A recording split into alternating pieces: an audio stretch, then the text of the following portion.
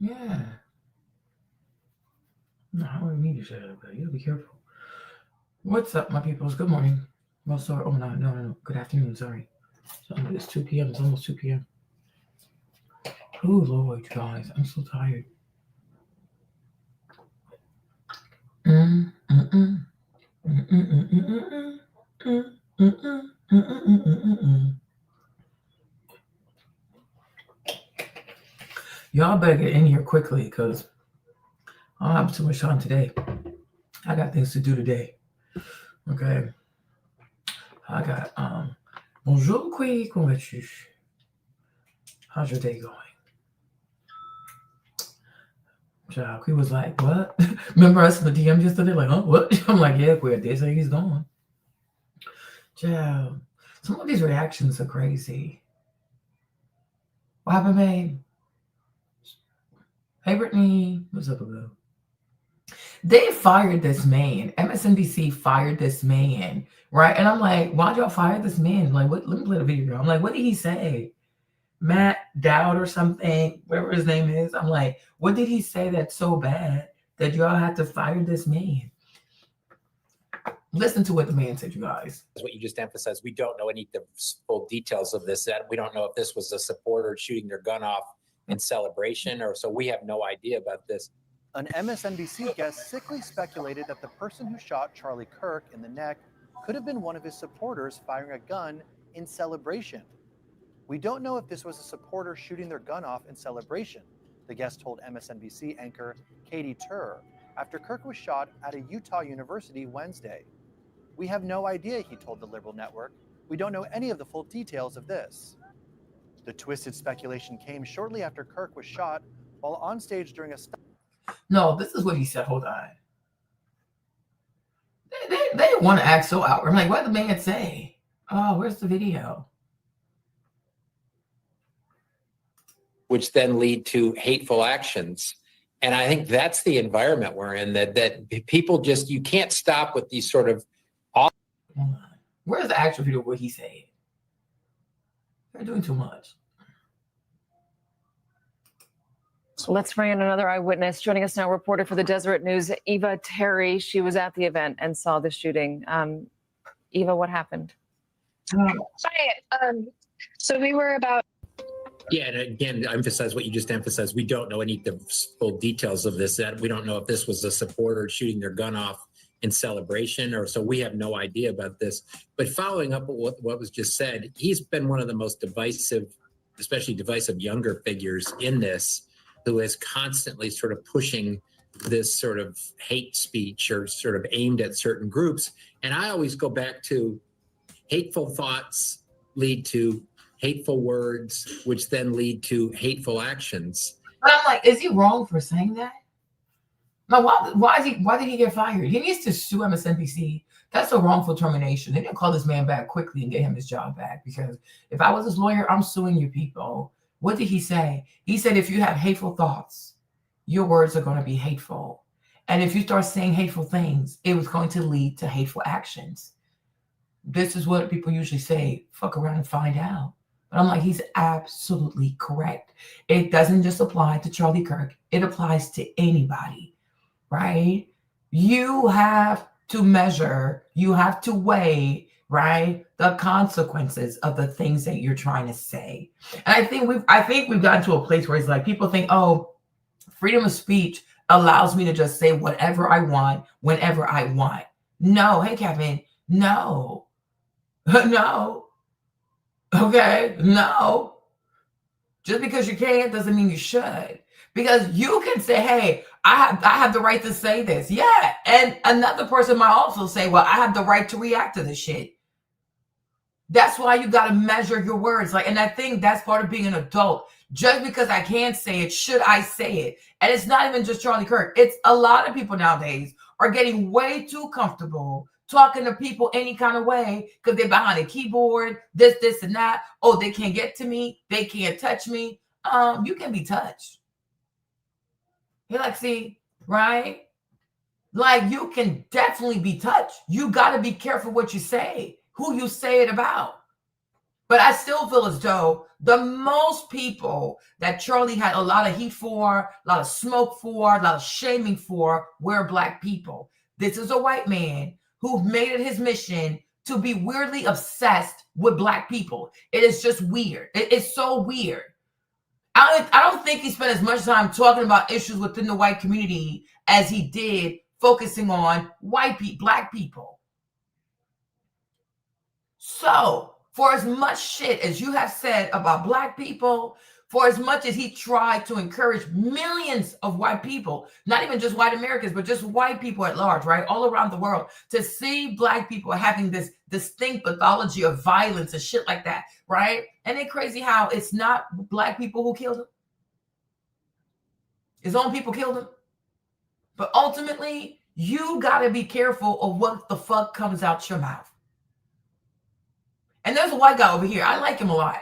His name is Drew or something like that. He even went on the what's that boy's name? Tim IRL. Like, he went on his podcast and they started debating what is a right. Because Tim was like, oh, it's my right to do this. It's my right to do that. He's like, well, technically, it's not really your right if you can't enforce that shit. Like, if you can't enforce it, is it really a right? If you have to wait for the government to enforce something for you, do you really have a right to it? Like, do you really have the right to say whatever the fuck you want to say to whomever you want to say that shit to? I don't know. Like, would you walk up to Mike Tyson and be like, yeah, I'm going to say what the fuck I want to say? Maybe not, because you know he can whoop your ass. Right? And I think today, people are not being mindful of the fact that whoever you're talking to, if they can whoop your ass, or if they're capable of getting a gun and coming back and pew, pew, pew, pew, right? You might not want to say it to that person. It's just not worth it. But between, it's my right, I have to exercise my right, versus I have to exercise caution and make sure that I make it to my family. More people care about exercising some goofy ass right versus, hey, be prudent, make sure you make it home. Right? And I'm like, even like the Black people shit, even him as a father, not being mindful of his family, his wife and his children. This boy was hella reckless. He was so reckless. Like, oh, I got to talk so much shit. I don't care who I piss off. I don't care who I trigger. I don't even care that I'm pushing somebody who want to take my life. I got to say what I got to say. This dude was a clown. The more I think about it, he was a clown. Because I'm like, to me, Marlene, no matter what you do on social media, you got to do it in a way that you can make it home to your family. It's never that serious. Clapping back, getting back at people, slam dunking on people, shaming people, dragging people, trying to be the smartest person in the room is not worth you not coming home to your family. It's never that serious. Never, ever is that serious. Like, this is crazy to me. But I'm like, the man is right. If you have hateful thoughts, you're going to have hateful words. And when you put hate out there in the world, you can't control how that stuff comes back to you. The shit is real. And it's not just for Charlie. It's a lot of people. It's not just him. But him and Turning Point USA, they did encourage a lot of content creators, especially Black content creators, to say all kinds of crazy shit about Black people, as if Black people don't have feelings. And that's the part that's so disgusting to me, right? Documentaries about Black Lives Matter. Okay, make documentaries about white people too. The Red Cross, whatever. White people steal money too. They steal money as well. There's white on white crimes. There's mass shootings. Never a single documentary on understanding, like, why are so many white kids taking guns, going to school and shooting people? No, we have to obsess over Black people. I'm going to go hire Black people to join my business, to create content telling everybody, hey, I'm Black, so let me tell you what's wrong with Black people. It's disgusting. It's so disgusting. You know, I was downstairs, like, you know, they say, I looked it up yesterday. And so they were saying, from what I saw on the internet, they're saying that Charlie Kirk, he's worth about $12 million. Okay. So he's 31 years old. He has a brand that's built on hatred that he embellished as, oh, I'm just a truth speaker. I just speak the truth. No, speak wisdom. They have killed people for way less than this shit, right? You got to speak wisely. You can speak the truth, whatever you think the truth is, and you can say it in a wise manner.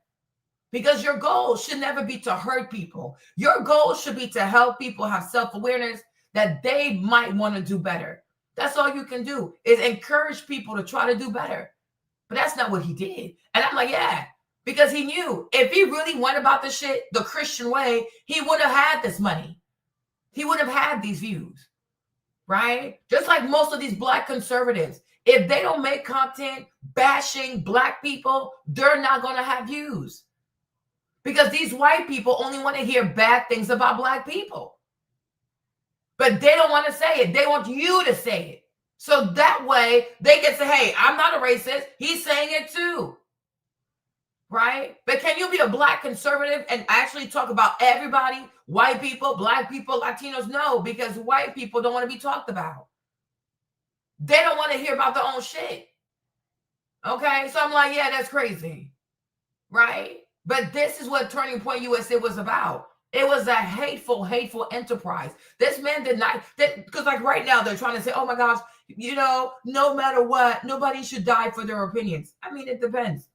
People have died for their opinions. It's called Hitler, right? If your opinions are hateful, you might end up dead. You might end up dead. That's why, as a human being, you have the responsibility that when you express yourself in a way that does not come across as hateful. But Charlie Kirk, his brand was he built the brand of being a hateful white boy who doesn't repent because, quote unquote, if he's being truthful or he's a Christian. Where in the Bible did Jesus say to Charlie Kirk, it is your job to hurt people in order to get people to change? He's a heretic. There was nothing Christ-like about this young man, and that's why he's dead. So my point is, he's worth $12 million at 31, right? And as the Bible says, what does it benefit a man? What does it profit a man, right? To gain the world, because he got a bunch of followers, okay? Bunch of followers, right? Let me put the Bible verse for y'all. Mark 3, verse 36, okay, right? The Bible is clear.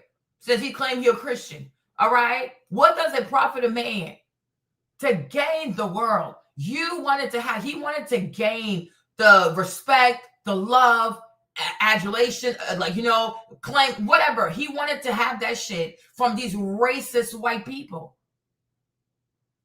That's what he wanted. Oh, I want him to embrace me. Like low key, he's a YW. This is what YNs do. He's a YW. They engage in reckless behavior because they want clout. This dude is a YW. Like, I'm like, this is YN behavior. Like he really is a young YW. He is the embodiment of YW. The problem is when you think it's only Black people, you don't even see that bullshit in yourself. Maybe you're chasing the algorithm, right?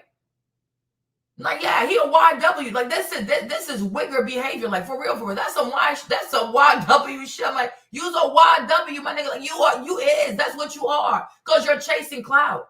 This is what YNs do. YNs intentionally engage in reckless behaviors for clicks, for views, for their song, for their YouTube channel, for a gold chain, for what? Because they think this is how I'm going to be embraced by Black people. Hey, Lena. You know what I'm saying? This is why YNs are so reckless. Because to them, any attention is good attention. It doesn't matter. So they do goofy shit with their friends in them. Right? They do goofy shit. So I'm like, Charlie Kirk, to me, he's a professional troll. He's a troll. Like, you really think if Charlie Kirk really was out here, like, you know what? There are things that I don't like as an American, and I want to change that, but I'm going to go about it the Christian way. You think he would have had all these views? You think he would have had all these supporters? You think he would have made all this money? Right? But he had to be hateful because he understands that's the vibration that many white Americans can resonate with. They themselves don't want peace. And that's why I said yesterday, like, the blood of Charlie Kirk falls on these white people. These white people are responsible for Charlie being dead because they should have said, Charlie, it's okay. We don't always have to talk about Black people. Let's focus on ourselves. Let's focus on family values. Let's focus on the economy. Let's focus on our budget. Let's focus on Israel should not be running America. Because low-key, high-key, the Talmud hates Jesus. What the freak? How can a Christian and a Zionist be friends? Because the Talmud says that Jesus is a heretic. So if you're a Christian, how can you get down with these kinds of people? How can you take money from people who say that Christ is burning in hell in his own poop? Are you kidding me? Are you kidding me? But you don't have smoke for these Zionists, right? You don't have smoke for these Zionists. But it's like these white people were egging this young man to keep going. Charlie's only 31. He was not born in the 1800s. He was not born in the, the ninth, I guess 1900s, but he was born like in 1993, right? This young man did not grow up in a race like this crazy ass racist America with the N-word. He didn't grow up like that. So where did he at 31 learn to have these crazy ass positions about people, race, wumpty wump wump? The kid was fucking brainwashed. This dude is a pseudo-intellectual. Charlie Kirk has like 1 year of community college under his belt. This dude's a clown. He's a fucking clown. And that shit cost him his life. And these white people kept telling this young man, yeah, do it, keep doing it, yeah. Tell these Black people. They kept egging this boy on. Now the man is fucking dead. Right? And they swear they're so much better than Black people. Nah, y'all the fucking peanut gallery. You got this young man killed because you're not a wise people. All you do is inspire ratchet behavior out of people. Now the man is dead. I'm like, they are responsible for the shit. They are so responsible for the shit. He's surrounded by a bunch of old ass white people. And nobody says, Charlie, bring it down. It's not that deep. Right? It really is not that deep. You know what I'm saying? It really is not that deep. No, say that shit. Speak the truth. Yo, there is a time and place for everything, motherfucker. Like, you got to have some sense about yourself. All being insensitive. Oh, there's a mass shooting. Bunch of babies got murdered out of school. Here comes Charlie Kirk. Oh, that's just the price we pay to have the Second Amendment. What the fuck? And he didn't have no old white person. He did not have any white patriarch sit his ass down like, boy, it's too early for the shit. People are still mourning their kids. They haven't even buried their babies yet. And you out here saying some crazy shit like this because a lot of white Americans are just not mature people. There's not a wise people. It's a clownish ass people. They're a bunch of clowns. And now their son is dead on some clown shit. Trying to do fuckery outside. Trying to be on some gang shit. This is some gang behavior. Oh, it's us versus them. Oh, it's white people versus Black people. This is gang behavior. This is thugging ass behavior. This is hood rat behavior. This is trailer park behavior. This is redneck behavior. And none about this behavior sophisticated. This is ridiculous. This young man was a troll. He did it all for the content. He was doing all this bullshit for the algorithm. He didn't even put his own safety. Can you imagine being this reckless? This boy didn't even care about his safety. I'm like, this is crazy, y'all. When you see where, I'll show you on the video. When you see where he was seated to have his old goofy ass conference, it's not even a safe place. Why would you do this shit outside? Yo, there's so many buildings. There are so many rooftops. And nobody in his security thought that, yo, before he comes outside, let's make sure. No, they so fucking arrogant. Because they believe because they're white, they can go wherever they want, whenever they want, and say whatever the fuck they feel like saying because they have the right to do so. Well, there the fuck you go. And I guess that day the win was an agreement with the shooter and the bullet, and the shit didn't fucking miss. Gotta think about the shit you fucking say. Gotta think about the shit you fucking say. 400 years, and white people still refuse to move with class, decorum, be sophisticated, and act like some fucking ass intelligent people. Stop being fucking barbarians. Stop being batshit crazy. Like, you hate this country more than anybody else. Because all you do is stand by division. Ain't nobody more divisive than white people. There is a way to talk to people. Because even your shit imperfect. You people imperfect. Case in point, the boy is dead. And white people killed that boy. And you are responsible. You didn't have to be the one to hold the fucking gun. But every white person that egged this young man on to do this bullshit, you are responsible for this. It didn't have to go like this. But whether you are a white conservative or you are a black conservative, the only way you can get support from these right-wing white people is by being hateful. If you don't spread hate, you don't spread division, you don't self-hate, they will not support. They are low vibrational. They are so low vibrational. And you see it all over. You go to Officer Tatum, you go to Black Conservative Perspective, you go to all of them, Devery, what's his name, Brandon, all these Black people, Candace Owens, read their comment section. So disgusting. Sometimes they write these comments. I read the comments sometimes. I'm like, damn, do they even realize that the content creator is Black? They can't wait to show their asses. Poorly raised people, bunch of white trash. There's too much white trash in America. There are too many low vibrational white people in America, bunch of rednecks. Ain't got no fucking manners. They ain't got no fucking manners. All they care about is acting a fool. All they care about is being violent, disgusting, vile, racist. That's all they care about. And today, the young man's dead. Like I said, the Bible is clear. What does it profit a man to gain the world? Hey, Diana, you have all these followers, 31 years old, $12 million. Now you're dead. He lost his life, right? He lost his life. And you can be against reparation. That's fine. But do you have to say it in a hateful way? You can just say, hey, if reparation doesn't work because this, and that. That's it, right? But it's like, oh, no, I don't want you to have it because you ain't got to do all that. If you look at economically speaking, right? If we look at macroeconomics, right? It doesn't work.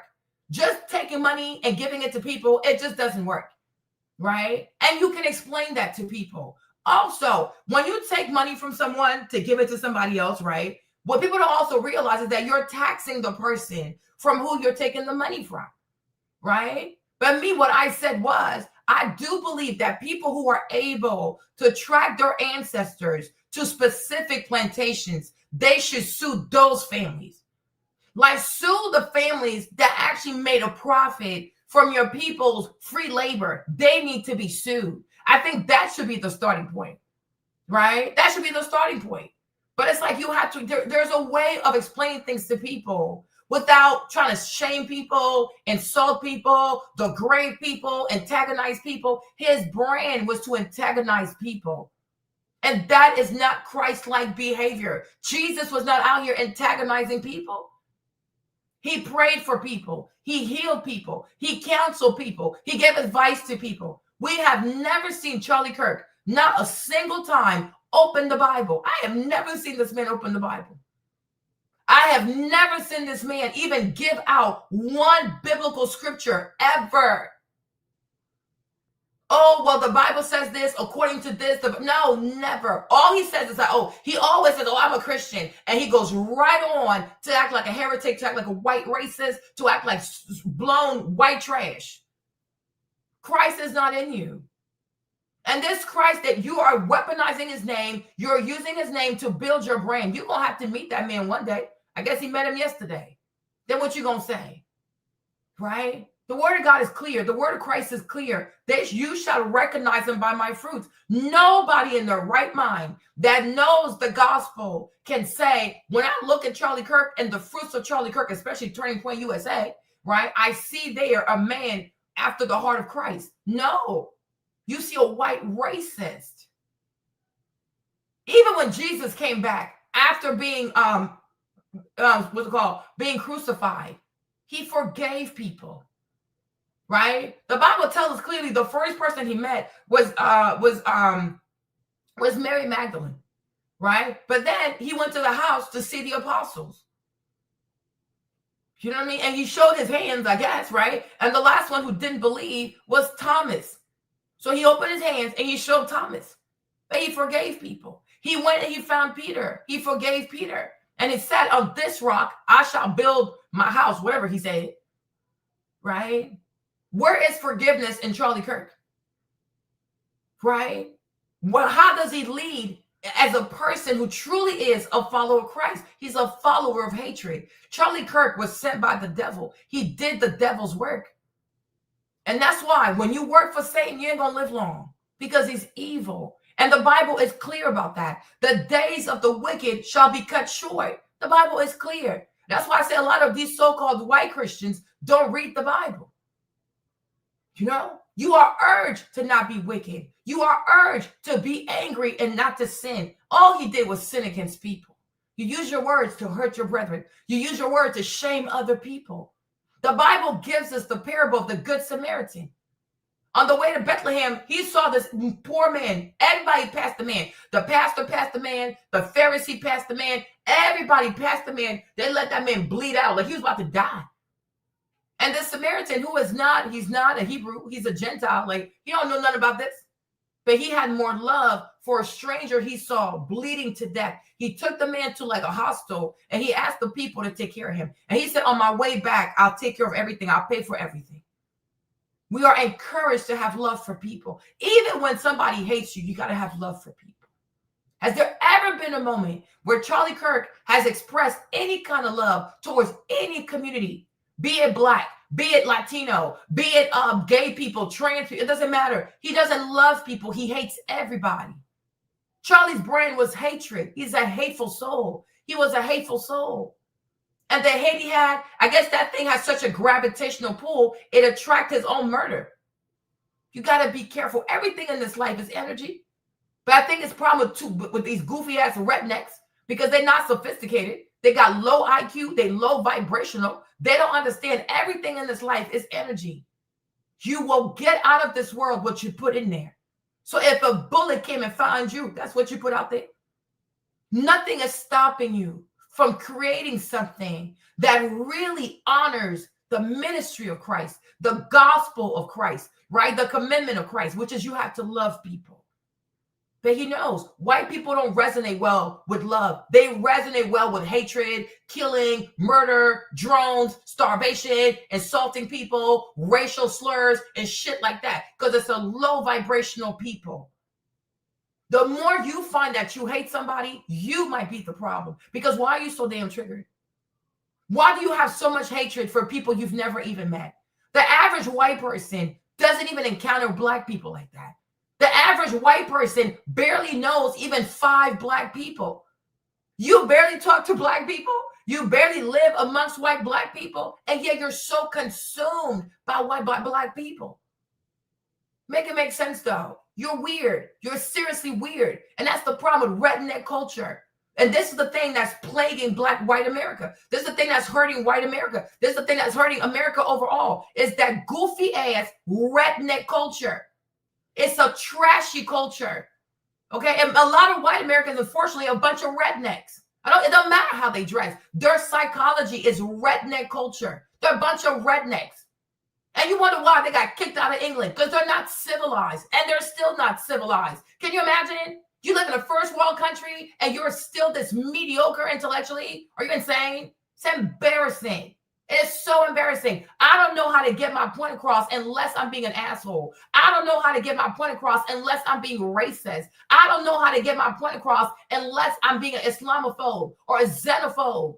All you have is hatred, you goofy ass Germans. You're a bunch of goofy ass Germans. You weirdo Anglo-Saxon people. You're a bunch of weirdos. You are a bunch of weirdos.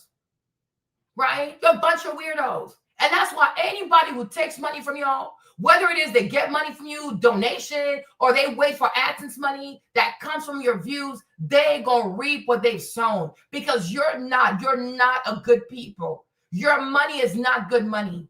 Charlie Kirk took y'all's money and now he's fucking dead. Right? The Bible is clear. The blessings of the Lord are not followed by sorrow. Charlie Kirk, he took y'all's money. He took y'all's love. He took y'all's support. And now the young man is dead because you're not of God. You're not a godly people. You're not a godly people. I even wonder how many of these goofy ass white people who was hanging this man on was out here even praying for this young man. Now he's dead. White on white crime. 31 years old. That is insane. That is insane. But this is what happens when you come from a hateful people. This is what happens when you come from a very, very uneducated people. And I'm starting to realize that the vast majority of white Americans do not have anything more than a 7th grade education. It's not possible. Because how can people be so attracted to hateful words like this? They can only show up, they can only be present if something hateful is being done. If you're not being a hateful person, they don't show up. Okay? If you're not doing something hateful, something divisive, something disgusting, something murderous, they do not show up. They're a bunch of YWs. Okay? They're a bunch of YWs. This is some wigger behavior. Like, what the fuck is this? Who behaves like this? Ratchet ass behavior. Ratchet ass behavior. This young man was not classy at all. So as the Bible says, what does it profit a man to gain the world and lose his soul? The man is dead. He lost his life. He lost his soul. And today, so many people are rejoicing that he's dead because he didn't have good works. He didn't put good seeds in the ground. He did not honor Christ. And this is how you know. And you know how they often say, people will always remember how you make them feel. They always say that, right? That you got to be very careful because people will always remember how you make them feel. Hold on. Right? They always say that. People always say that.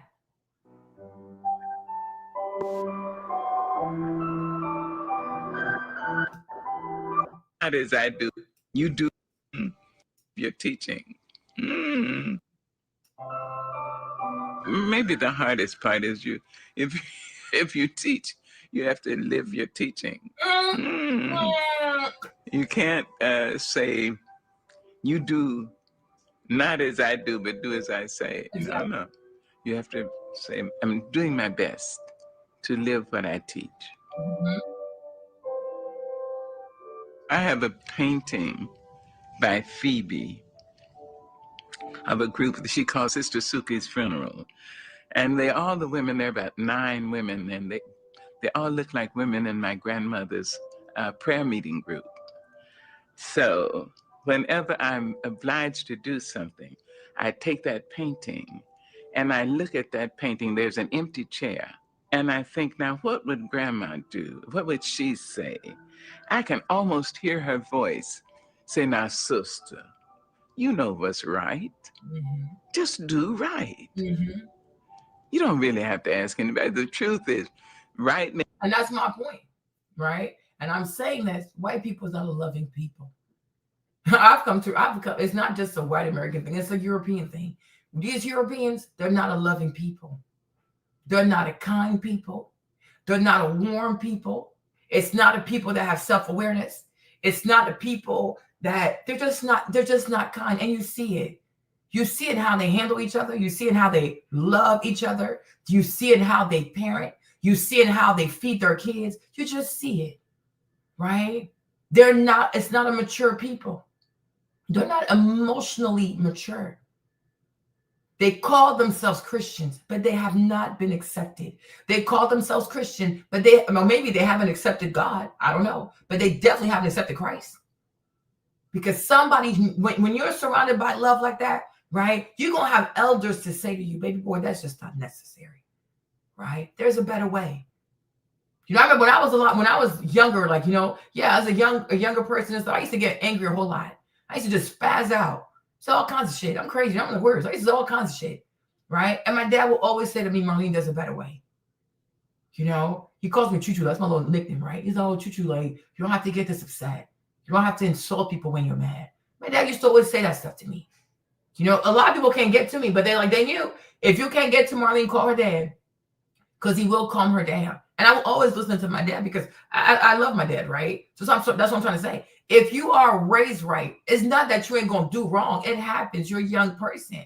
But you're going to have elders that say, do the right thing, right? I know you really care about these issues. I know you care about this and you care about that. But there's a better way. Because the way you're talking to people right now, they're going to be defensive. They're not going to be receptive.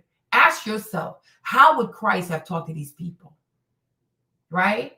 And that's when you also realize that part of being a Christian, right? It's not this weird obsession on about other people and their action and their behavior. No. In your walk with Christ, the hardest thing you'll ever have to do is change yourself. Learn to I don't know, to move at a higher frequency. I don't know, right? Learn to forgive yourself. Learn to accept yourself, the good and the bad, your flaws. And you ask God to make in you a perfect heart. And you got to work on yourself every day. And as you meditate on yourself every day, you're going to start to have more compassion for other people, because you'll see that, hey, even I'm struggling, right? There's a passage, I forgot where it is, but it's in the New Testament. But Paul, it seemed as though the Apostle Paul, he was struggling with something. So he asked God to take it away.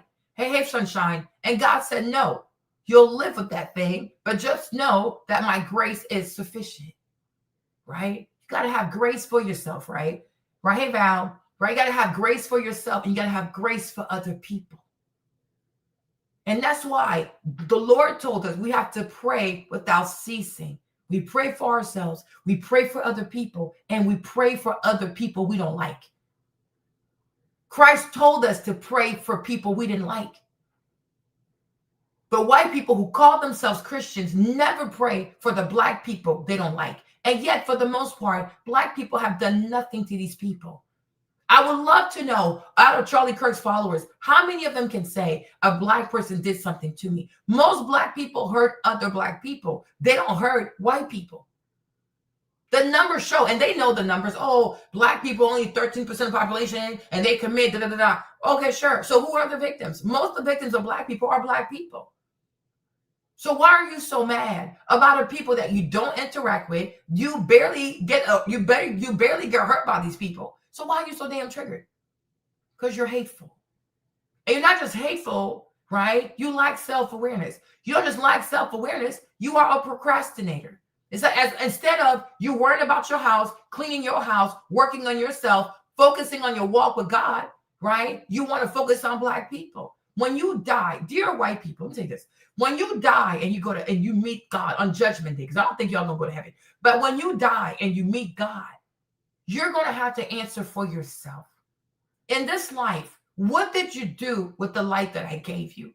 And I'm even starting to realize, because I said it's a bunch of rednecks, it's a bunch of crackers.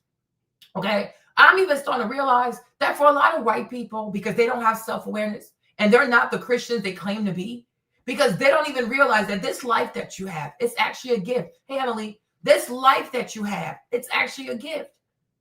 If you died today, all these white folks, if you were to die today, how would you account for your time on this earth? How would you account for the life that God gave you? Oh, I spent all my time worrying about Black people. The Lord will say, is that why I sent you there? Was your mission in life to worry about Black people? Was your mission in life to keep inventory of everything Black people do wrong? No. What is your purpose? And I think a lot of white people are purposeless. They don't have purpose. They don't know what their real purpose is. And also, they lack a lot of gratitude, because it seems to me that a lot of these racist ass white people don't even know why they're born. You don't have purpose. You have nothing in the you have nothing to look forward to. Because if the first thing you do when you wake up, oh, what kind of Black people can I hate today? What kind of Black people can I despise today? Baby, why the fuck were you born? Your mother should have had an abortion. You're wasting your life. You're wasting your time. You're wasting your gift. Work on yourself. Focus on yourself, right? Cleave unto the Lord and ask God to show you why the fuck you were born. Because when you die on Judgment Day, you have to tell God, what the fuck did you do with the life that I gave you? And it can't be, oh, I was MAGA country. Oh, I was worried about Black people. Oh, I was worried about crimes in Chicago. I was worried about all the Black kids that don't have daddies. You think that's what you were born for? The motherfucker, get a job at the government. Get a job working for CPS. Go get it. Since you care so much about Black kids that ain't got no damn daddy, who's stopping you from working for Child Protective Services? Who is stopping you from being a social worker? You give such a damn. Right? But the thing is, in all honesty, you don't know what to do with yourself. You don't know how to compete. Don't know how to win. Don't even know how to get a woman. Don't even know how to make 6 figures. You got so much shit to work on, but you wake up every single day obsessed over Black people. Black people, the least of your worries. Because this life that God gave you, this gift of life that God gave you, one day He's going to take it back. And then He's going to ask you, what have you done with the life that I gave you? The air that I put into your lungs, what the fuck did you use that shit for? Oh, roasting Black people, going up in chats and comment section, calling the people all kinds of N-word. You're a bored ass. You're bored as fuck. You're so fucking bored. You are bored and you are without purpose. And you also don't have vision. And that's why someone like Charlie Kirk, who only went to community college for 1 year, can be a hero to you. Can you imagine that? I can see if Charlie Kirk even went to like Harvard and he had a law degree and he had a great career as some kind of, some kind of legal juggernaut. No, this dude only has like 1 year of college education. And I think low-key, high-key, he probably is resentful of all these young people who got to go to college and they actually made it through because he didn't have that opportunity. He's a college dropout. Candace Owens, a college non-finisher, because her last semester, her broke ass couldn't afford her last semester. Bunch of people who could not complete their education. So I can see these are bitter people. They're frustrated people. And that's why they go to college campuses to make these kids feel as though, well, even though I don't have all your education, I'm smarter than you. They are insecure people. These are triggered people. These are scarred people. They're wounded people. These are sad souls. Charlie Kirk, he's a sad soul. Candace Owens, a sad soul. What's that goofy man's name? Officer Tatum. It's a sad man. These are sad people. Oh, I had no money for gas. I didn't know how to get to work. His life was nothing but struggle and poverty, living paycheck to paycheck, robbing Peter to pay Paul. Credit cards are completely maxed out. These are people who are bad with money. They're bad with finances. They're not good stewards of money. So this is what they have to do to make money, be hateful, because they realize that the heart of men, especially the heart of the white man, is desperately wicked. And so if you feed this hard hatred, it's going to resonate with him. White Americans are hateful people. When I was younger, I used to also hate white people for being so hateful towards Black people. But the older I get, I'm 40 years old now. The older I get, I feel sorry for white people. And I really do believe that on the day of the day of Pentecost, whatever the day where Christ comes back, they're not going to ascend. It's sad. A lot of white people will not know salvation. They don't have it. They're going to go to hell. They're too hateful. It's a very, very hateful people. We don't even know why they're hateful. They have most of the money. They have most of the resources. They are responsible for pretty much everything. They have the executive branch. They have the legislative branch. They got the Supreme Court. They got the Treasury. They run everything. They have the media. On social media, they're usually the most followed people. They usually make the most money. But you see, they're still miserable. White people have done everything for money. They're so greedy. They're such a greedy people. And yet, after that, they're still unhappy. It's a very sad people. And you get older, you start having pity for them. I have a lot of pity for white people. Because I've realized that the treasure of the soul, they don't have it. All they have, material possessions. All they have is greed. All they have, material shit. They don't have love. They don't even know what real love is. And you see it in the way they make their food. When you're a really loving person, you're going to cook a certain way. You should see how they feed their babies. It's a hateful people. And they're very, very hateful. And so if you're Black, for example, you're Latino, whatever, you also going to have a choice to make. You can either respond to the low vibrational shit and you will be just like them. If you don't have self-awareness, you will become the very person you hate. And that's why I urge every Black person, even every person of color, do not hate these people. Feel sorry for these people. Because you've had the gift. You've had the miracle of faith. You've had the gift of getting to know Jesus Christ of Nazareth. You've had the gift of really understanding the gospel of Christ and what Christ is calling us to do, who Christ is calling us to be, and it's not to be hateful. When the people came to snatch up Jesus, Peter grabbed a sword. He cut the man's ear off. Jesus took the ear. He put it back. Because just because you're hateful, I'm not going to be hateful. You hate yourself because you don't know God. And my prayer is that throughout this, that a few, like like maybe a cluster of white people will realize that hatred is not the way. Because everything can serve as a learning lesson where you say to yourself, you know what, is this really it? I think God has open arms for a lot of white folks, but the way God moves, they really struggle with that. White people don't know love. They don't know what it is to love.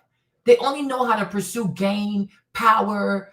That's all they care about, money and power. And when you pursue those things, we all know that Christ can walk with you. Because the ministry of Christ has nothing to do with money. It has nothing to do with seeking power. Jesus, with all he could have done. I mean, look at the kind of miracles he did. If this man really walked on water, he really resurrected the dead. He really was out here multiplying bread and fish. Like, if he really wanted to, he could have used that shit for evil. That's some crazy ass power to have. If he can rise from the dead, like, that's crazy. Right? Imagine most white people, if they had that kind of power, they would turn that into a business. They don't know how to not be capitalist. They just don't know how not to be, right? And they would have charged a crazy ass amount. Right? Imagine Elon with the gifts of Christ. Oh, Lord Jesus. Imagine Jeff Bezos with any of those gifts. Imagine Steve Jobs with any of these gifts. Imagine Donald Trump with these kinds of gifts. Imagine Peter Thiel with these kinds of gifts. Oh, no. They would have only given those miracles to people who can afford the miracles, and they would have set a premium. Like, if you had a millionaire or a billionaire, and no miracles for your ass. That's all they do. Right? You see a bunch of rich-ass white folks with all kinds of money, all kinds of billions of dollars. You see Jeff Bezos, he got so much fucking money, he can spend $100 million just to get married. But every day he'll pass by the poor. There are people who work for Amazon, don't even have health care. You don't give a fuck. This is who they are. Right? It's a people, they're not loving. They've never been loving. They've never been warm. They've never been kind. They have never sincerely cared about the poor, cared about people who can't, who really need help. They don't give a fuck. They're mean. Some mean ass people. And that's why I say this. If you're Black and you are conservative and you want to make content where your goal is to attract a white audience, I really urge you to reconsider, because it's a very hateful people. And you're going to have to keep being hateful and hateful and hateful. That's the only thing they want. Give me more hate. They're vampires of hatred. Like, that's all they want to consume. Give me hatred. Give me hatred. Give me hatred. At first, it's fun because you see your views go up, your subscriber count goes up, right? But all success is not good success, because, like I'm going to say it again, what does it benefit you to gain support from racist white people, to lose yourself? Because one day they will turn their backs on you. It's not loyal people. The more and more I watch this Charlie Kirk thing, you guys, I really believe Trump has something to do with it. I really do. Because even the statement that Trump gave, it was not even warm. It was just so weird. I'm like, a 31-year-old white boy is dead. Like, this white boy did everything above and beyond to get you elected. And I'm like, even the heart of a father, like, you should see Barron in him. You should see Donald Jr. in his ass. You should see Eric in his ass. No, he's like, oh, well, Charlie Kirk was this. It wasn't even like, oh, wow, my little Charlie. There was nothing warm. You know what I'm saying? Because I would think 31-year-old young man, married, 2 kids, all the babies under 3. And you should see how Trump talked about this boy. I'm like, what the fuck? This is weird. This is so weird. Yeah, it's so damn cold. Let her finish, and then I'm gonna play the video. Hold on. It may not be expedient. It may not be profitable, but it will satisfy your soul. It brings you the kind of protection that bodyguards can't give you. Try to be all you can be, to be the best human being you can be. Try to be that in your church, in your temple. Try to be that in your classroom. Do it because it is right to do. You see, people will know you, and they will add their prayers to your life.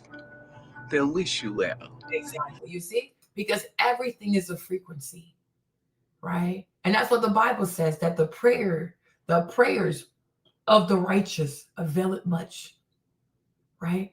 It's better to have a lot of people pray for you. It's better to have a lot of people say good things about you. Oh, you know what? I met Charlie, da, da, da, da, da. Oh, you know what? Last time Charlie this, da, da, da, right? It's better for people to have good testimonies about you. Because whether you're here or you're not there, they'll pray for you. You know, God, angels are all over. When you have good seeds in the ground, when you're a good person, God will talk to people. Angels will talk to people. You know what? Charlie might be sick. Pray for him. You're like, oh, yeah, I thought about Charlie. Oh, let me see if he's okay. Let me text him real quick. Right? When evil might happen, someone might, out of nowhere, somebody might start thinking about you. A saint, as we say in church, will start thinking about you, and they'll say, you know what? Maybe I got to start praying for Charlie, because that's how much you mean to people. But when you don't have prayers going up for you, all you have, people hate your ass. Well, I can't stand this man. Fuck this man. Everything is a vibration.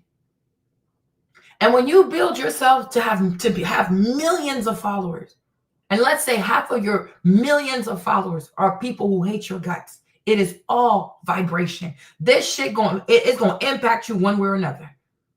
Words are really powerful. Every bunch of people speaking evil over your life every day, all day, nonstop, all day, every day. It's not healthy. It's not good karmic load. This is not good business. It's bad. Right? And that's why in the Bible too, when it came to Peter, there's a young woman named Dorcas in the Bible, right? She was so good to people. She was so good to people. Dorcas was so good to people that when she passed away, right? When she passed away, the people ran. They went out of their way to find Peter, because they said, you got to bring this woman back. We can't live without this woman. She was such a good woman.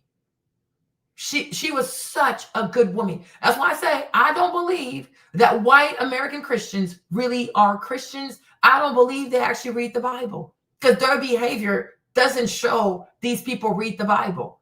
They might have Bibles in their homes. I don't doubt it. They might have the Bible app on their phones. I'm not against it, right? Because people do shit like it's a trend. But how many of these white people really try to live up to these Christian values and Christian ideals, right? Here's the story of Dorcas, right? Tabitha, right? Was a devout female disciple in the early Christian church of Joppa, New Testament, famous for her extensive acts of charity, particularly sewing and providing clothes for the poor. After she fell sick and died, the grieving widows she had served a call for the Apostle Peter, who through prayer resurrected her, leading to widespread belief in Joppa. Her story is found in Acts chapter 9, verses 36 to 42, exemplifies service, faith, and God's power over life and death, inspiring believers to serve others. There you go. Charlie Kirk, like, what did he serve? Who did he serve? He served hatred. He served hatred. And the people that he served were hateful people. You're not of Christ. You're not a Christian. He was not a Christian. And I think for a lot of white Americans, they believe, oh, if I keep calling myself a Christian, therefore it makes me a Christian. No, you're not a Christian by nomenclature. You are a Christian because of your walk. You are a Christian because of your works. You are a Christian because of your confession of faith. You are also a Christian because other people say, wow, that's really a Christian man. That's really a Christian woman. They are ungodly about your ass. You are an ungodly person. And the word of God is clear. Jesus told us this very clearly, that in the end of days, a lot of people will run up to him and say, oh, I served you. In your name, I rebuked the demons. In your name, I did this. In your name, I did that, right? Hold on. In your name, I rebuked, okay?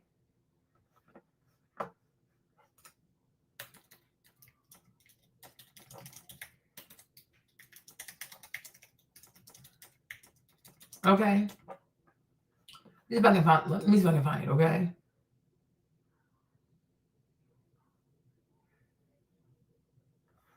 Okay, right? So here it says, so here it goes, right? So a lot of people will say, oh, I did this in your name. In your name, I did this. In your name, I started Turning Point USA. And the Lord will say, I don't know you. You workers of iniquity. Okay? You workers of iniquity. I don't know you. Okay? And I really believe that this is Charlie Kirk. Right? This is it. Okay? Christ will say, I don't know you. Then I will tell them plainly, I never knew you. Away from me, you evildoers. Okay, some version says you worker, some versions will say workers of iniquity. Christ is not in you, boo-boo. Christ didn't send you, you sent yourself. Christ did not appoint you, you appointed yourself. Okay, there's nothing you do that represents Jesus Christ of Nazareth. He never would have stood for that shit. He never would have. Even Jesus, right? I think Jesus also, like, not so much LGBT, but the QTIA people, them people, right? I think Jesus, if he had seen these young people, he would have cried for these young people because he would have realized they're not okay. The moment somebody tells you, I think I'm born in the wrong body, I think all of us should be overwhelmed with compassion. You know what I'm saying? Because it's one thing to not like certain things about yourself. Oh, I don't like my nose. Oh, I don't like my hair. I don't like my lips. But you think your entire body is wrong? Okay, like that's severe. That is severe.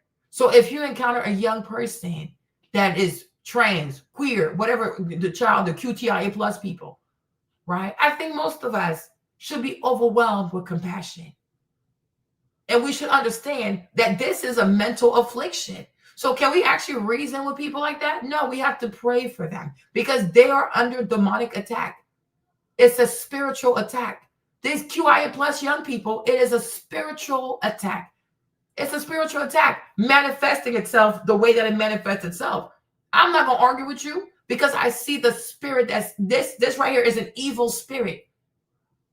It's an unclean spirit that has taken over this young person.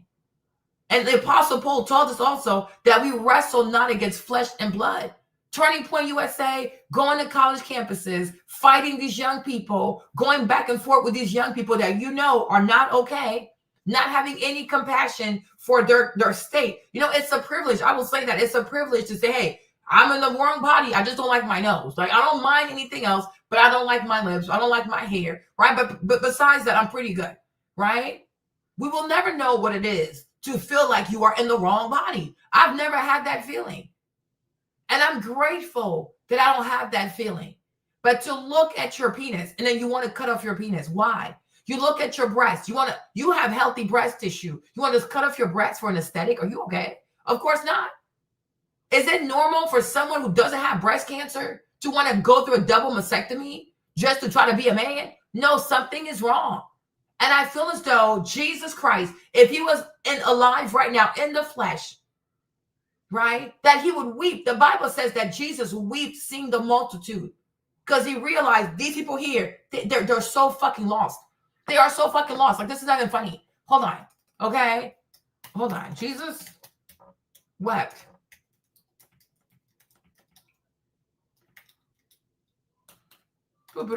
Yo, I can type. Just save my life, okay?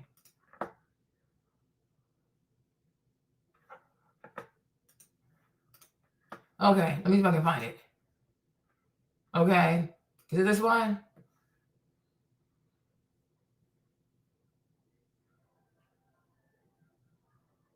Okay, there it is. Yeah, that's it. Okay, let's read this one, right? So as he approached Jerusalem and saw the city, he wept over it and said, if you, even you, had only known on this day what would bring you peace, but now it is hidden from your eyes. The days will come upon you when your enemies will build an embankment against you and encircle you and hem you in on every side. Well, that's what happened. They will dash you to the ground, you and the children within your walls. They will not leave alone. They will not leave one stone on another because you did not recognize the time of God's coming to you. Okay. But I'm like, Jesus, like, he was always crying. Even most, like, if you go in the Old Testament, most of these prophets are crying. Jeremiah crying, Ezekiel crying, Isaiah, he's crying, Amos is crying. Like, who's not crying? From the major prophet to the minor prophets, who is not crying? Because they saw It's not the people that you fight. It's the devil that you have to fight because he has taken over people's minds. And so as a Christian, your job is not to argue with the person or demonize the person. Like, no, I understand that your mind has been taken.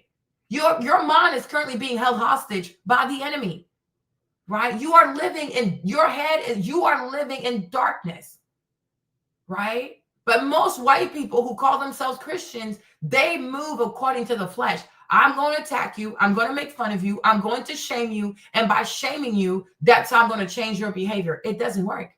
And they know it doesn't work, right? But a Christian doesn't move like that. You say, listen, I got to pray for you because there's something wrong, right? And of course, because the devil has taken over your mind, right? And that's what Jesus said, that men will not live by bread alone, but you're going to live through every word that comes from God. But we understand that daily, a lot of people do not receive their manna from Jesus Christ. They're not being fed the word. They're being fed whatever they see on their TikTok, their Instagram, their YouTube, their whatever. But that is not the word of God. That is the work of men. And it's the work of evildoers. And it's the work of the devil. So when you're a Christian, your job is to get a person to realize you got to take those specks out your eyes. The devil has you looking at life a certain way, and this way will take your life. You will not have success in this life. You will not have peace in this life. You will not know the unlimited power of God's love if you don't stop for a second and remove the devil's specks out of your eyes. We have to urge people to come back to Christ. Because once they come back to Christ, it's going to make a lot of sense. You know what? Maybe I shouldn't be doing this. Maybe I don't want to do this. Maybe this is not useful. And this is where King Solomon said, young people, just because you can don't mean you should. Because one day you're going to have to answer for what you did. And which is why I say a lot of white people who call themselves Christians do not read the Bible. Because if you really read the Bible, as God said to Joshua, you got to read this day and night. Let my words be engraved unto your heart, the tablet of your heart. Do not depart from this word. When you read Joshua 1, like when you go in the book of Joshua, right? How many times does God say to Joshua, you have to read this word every day. You got to read this word day and night. Because if you're not connected to this, the devil will come for your ass. And you won't be strong enough on the day of temptation. And temptation comes in many forms. Be hateful, do not forgive, hold grudges, talk shit about people, wumpty wump wump, ba-da-ba-da. Yeah, there are many ways that the devil will besiege your mind because he will orchestrate circumstances in your life to make you resentful. He will orchestrate things in your life, or you'll have somebody say a thing, like, man, fuck you, man, fuck you. And now your heart is like, your heart has so much hatred. And I think people like Charlie Kirk also, part of his mission, because I really feel like he was sent by the devil. I think people like him, their mission is to say so much foul shit that ultimately you're going to have to hate white people. I feel like most white people know Black people don't really hate us. They might not like us, but they don't hate us. Because like I said yesterday, if for everything that white people have done to Black people, if Black people really had hatred for white folks, we'd be out here killing white people every single day. That is not the case, right? Most white people who died are killed by other white people, not Black people. So Black people don't have hatred for white people. They might not like white people because most of the time, white people are not likable. Most times, white people are not friendly. Many times, white people don't have good manners. So people just stay the fuck away, okay? Like, whatever, okay? So I think a lot of white people, what they really want is hatred from Black people. I need you to hate me. I want you to hate me. So I'm going to go above and beyond to say the most crazy shit because I want you to hate me, right? But think about this. What kind of person wants to be hated versus being loved? A broken person, right? And I think because deep down inside, white people don't love themselves. Because if you really love yourself, you wouldn't want people to hate you. You would want people to fall in love with you. It's not hard, right? The Bible is clear. A sweet word appeases the soul. White people intentionally choose to be hurtful because they don't love themselves, right? And that's why I believe salvation for many of them is not their portion. And that's why I believe many will not ascend. Like when Jesus comes back, they will not rise with the Lord. It's not going to happen because they don't love themselves. And when you don't love yourself, you want other people to dislike you because you live, like you thrive off of people not liking you. Oh, well, you see, what's the point of being good then? What's the point of being nice to them then? They just don't like me. There you go, because you're a fucking loser. Right? And a lot of them, they have that internal struggle. They don't love themselves. Because if you love yourself and you know that there are lovely things about you, you're going to lead with that. You're going to lead with a loving personality. You're going to lead with the stuff that makes you awesome. Right? Why don't you want Black people to see the good side of you? Right? Ain't you tired of always being seen as a racist? Don't you want to rebrand? Don't you want to try something new? Don't you want to make friends with people? Right? But for me, that's just the way I look at it. You hate yourself. And because you hate yourself, like it's some kind of weird, like masochist kind of bullshit, some weird BDSM shit. So because you hate yourself, you want me to hate you as well. No, you're going to hate yourself by yourself. Marlene, I'm going to pray for your ass. I'm going to stay the fuck away from you. Because I understand that you're a fucking liability. Got to stay away from people who don't love themselves. And there are too many white people in America who do not love themselves. And that's why they hide behind people like Charlie Kirk. They hide behind people like Officer Tatum. What kind of self-loving person can even stand the sound of Officer Tatum's voice? You don't love yourself? Don't love yourself? Anywhere there's strife, there's hatred, division, war, genocide, you will find a multitude of white people. Right? A multitude of white folks. They're so, like, they have a natural attraction to evil activity. If there's doom, there's gloom, there's famine, there's murder, there's rape, there's incest, there's killing, there's slavery. Here they go. They're right there. But when there's joy, there's peace, there's calm, serenity, friendliness, things like that, you're not going to find too many white people. You will not find too many white people because it's just not their vibe. Their vibe is hateful. It's hatred. So that's that. Okay? Make it make sense. Where is she? Do the right thing. I think if your name is mentioned and people say, oh, hell, oh, damn, I think you're doing something wrong. But if your name is mentioned and people say, oh, she's so sweet, he's so nice, oh, I love, oh, God bless her. There you are. So try to live your life in a way that you will not regret years of useless virtue and inertia and timidity. Take up the battle. Take it up. It's yours. This is your life. This is your world. I'll be leaving it long before you under the ordinary set of circumstances. You make your own choices. You can decide life isn't worth living. And that would be the worst thing you can do. How do you know? So far. Try it. See. So pick it up. Pick up the battle and make it a better world. Just where you are. Yes. And it can be better, and it must be better, but it is up to us.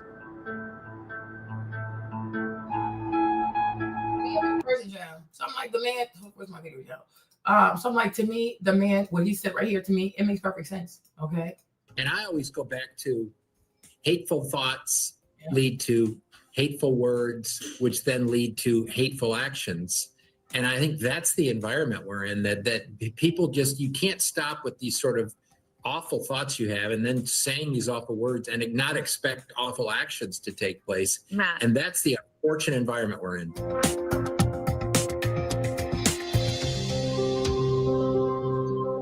So they fired him from that, but I'm like, no, he was right for what he said. He was right. Sir.